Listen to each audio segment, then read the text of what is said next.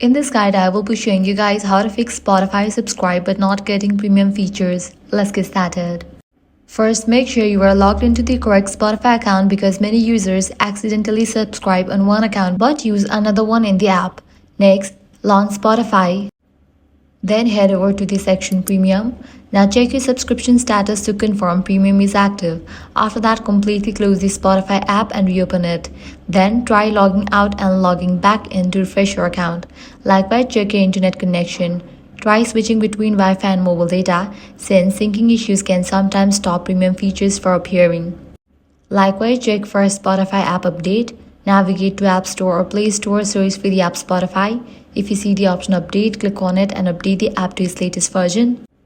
Another important thing to check is your payment status. If your payment failed or is still processing, premium features may not activate immediately. You can verify this by visiting Spotify account page and checking your subscription details. Finally, if none of these fixes work, contact Spotify support for help restoring your premium access. That's it. With these steps, you'll be good to go. Your problem will be fixed. If this guide helped you out, do not forget to like, share, and subscribe.